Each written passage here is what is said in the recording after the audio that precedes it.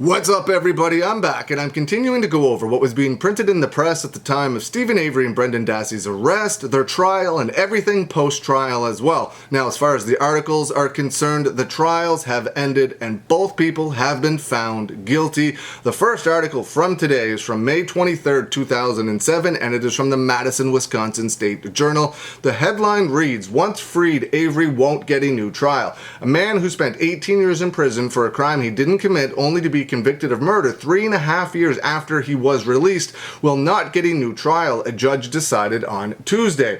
His lawyers filed a 38-page motion last month for a new trial, saying the verdict was inconsistent. After a 30-minute hearing, Manitowoc County Circuit Court Judge Patrick Willis said he was not aware of any Wisconsin case law that allowed a judge to overturn a jury's verdict for inconsistency. Willis said he had previously ruled on other issues raised in a motion and would not reconsider them. Avery will be sentenced June 1st and faces a mandatory sentence of life in prison plus 10 years. Willis has the option of setting parole eligibility for Stephen Avery. Next article is from May 28th, 2007, and is from the Madison, Wisconsin State Journal. The headline is, "Brother, Leave Avery No Chance of Parole." The brother of Teresa Halbach has asked a judge to sentence the man convicted of killing her to life in prison with no chance for parole. For taking Teresa's life, for never showing remorse, and for never asking for forgiveness, I recommend that you sentence Stephen Avery to life in prison without parole, Mike Halbach said in his letter to the Manitowoc County Circuit Court Judge Patrick Willis. Stephen Avery is scheduled to be sentenced Friday, and the letter is part of the opportunity that Halbach's family and friends have to confront him. Avery's attorney, Dean Strang of Madison, has not said if Avery will address the judge himself or if anyone would speak for Avery at the sentencing. The next article is from June 2nd, 2007, and it is from the Madison, Wisconsin State Journal. Avery going back for life. Man convicted of murdering a photographer 3.5 years after his release from prison for a crime he didn't commit was sentenced Friday to life in prison with no chance for parole.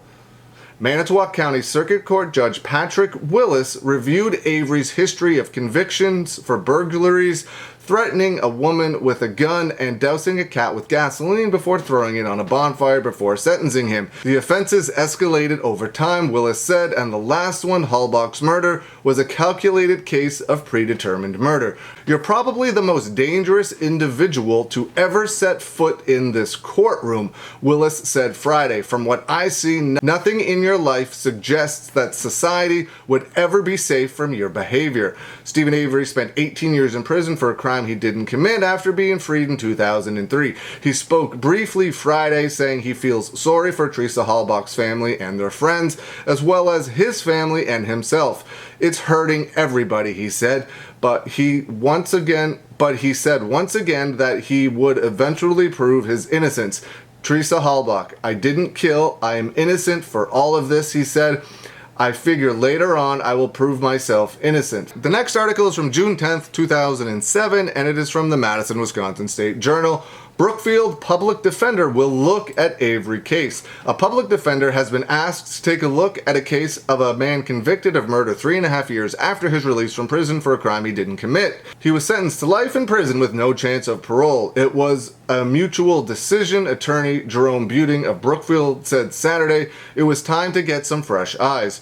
Jerry Buting said he and fellow attorney Dean Strang would leave the case if Avery is found eligible for a public defender. Jerry Buting said the new attorney will consider whether to file any post-conviction motions with the trial court or file an appeal. Stephen Avery has claimed he was framed for the murder of Teresa Halbach. Last article we are going to go over today is from July 30th, 2007, and it is from the Madison, Wisconsin State Journal. Parole a question for boy 17 in Teresa Halbach case. It is certain that Brendan Dassey will be sentenced to mandatory life in prison this week for his role in the rape and murder of Teresa Halbach, but less certain is whether the teen will be eligible for parole. Manitowoc County Circuit Court Judge Jerome Fox must decide that this week. The judge will decide whether the 17-year-old would have killed again if he hadn't been caught, or if the teen is socially inept and susceptible to the suggestions of his uncle, Stephen Avery, who was also convicted of killing Teresa Halbach. Brendan Dassey will be sentenced Thursday. Halbach's brother Mike would not say what the family would recommend to Fox, but he said Dassey must be held accountable. A Dane County jury deliberated for fewer than 4 hours in April before convicting Dassey of first-degree intentional homicide, second-degree sexual assault, and mutilation of a corpse. His uncle was sentenced to life in prison with no parole eligibility after a separate trial before Manitowoc County Circuit Court Judge Patrick Willis and a county jury last spring. Avery's conviction garnered headlines because it came 3.5 years after he was released from prison for a crime he didn't commit. Judge Patrick Willis called Stephen Avery the most dangerous individual who ever stepped foot in this courtroom. But that sentiment isn't so clear when it comes to Brendan Dassey, who had no criminal history and took special education classes as a sophomore in high school, but only said at trial that he didn't know on why he gave incriminating statements. Let me know what you think. Leave some comments below. I hope you're having a good day, and I will see you again soon.